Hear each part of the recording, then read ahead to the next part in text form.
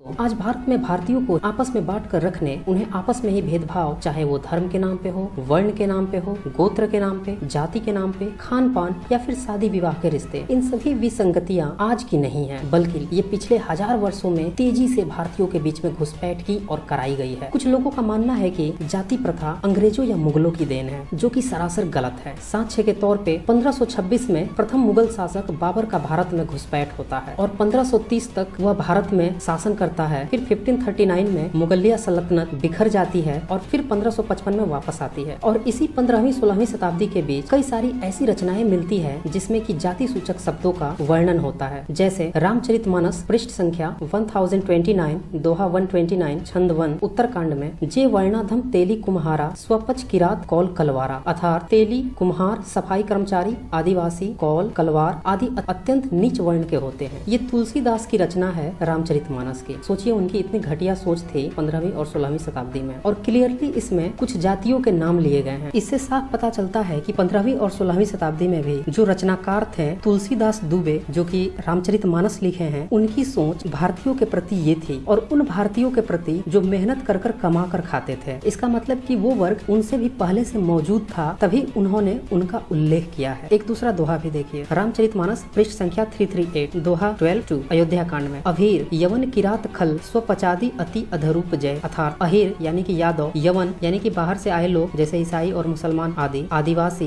दुष्ट, सफाई कर्मचारी आदि अत्यंत पापी हैं, नीच हैं। तो तुलसीदास की ये सोच थी यादवों के प्रति, आदिवासियों के प्रति, सफाई कर्मचारी और यवनों के प्रति। चलिए यवन तो उस समय बाहर से आए थे तो उनके प्रति ये बोल भी सकते थे, लेकिन इसमें जो इनने बाकी के जो लोगों का नाम उजागर किया है, जो कि यहीं के लोग थे, वो उनकी घटिया मानसिकता को जाहिर करता है। इस तरह के अनेकों दोहे मिल जाते हैं जिसमें जाति सूचक शब्दों का जिक्र किया गया है, जो भारतीयों में ही भेदभाव को प्रोत्साहित करती है। और ये वो लोकप्रिय रचनाएं थी जो भारत में जन जन के पास पहुंची। जरा सोचिए वो सभी लोग पढ़कर क्या सोचते होंगे, या तो वो भेदभाव के प्रति प्रोत्साहित होते होंगे, क्योंकि तुलसीदास चूंकि रचनाकार थे और उस समय के लोग अशिक्षित हुआ करते थे, तो उनकी नजर में वो एक बुद्धिजीवी थे, और जब बुद्धिजीवी ऐसी सोच रखते थे तो सोचिए देश का क्या बुरा हाल हुआ होगा। आप इसी से अंदाजा लगा सकते हैं। आइए तुलसीदास की जीवनी पे एक नजर डाल लेते हैं ताकि हम आसानी से उनके इस भेदभाव वाले नजरिए को समझ सकें। तुलसीदास का जन्म तिथि तथा जन्म स्थान लेकर काफी विवाद है। कुछ लोग उन्हें 1497 में तो कुछ लोग 1511 के बीच बताते हैं। कुछ लोग जन्म स्थान कासगंज एटा उत्तर प्रदेश, तो कुछ लोग राजापुर जिला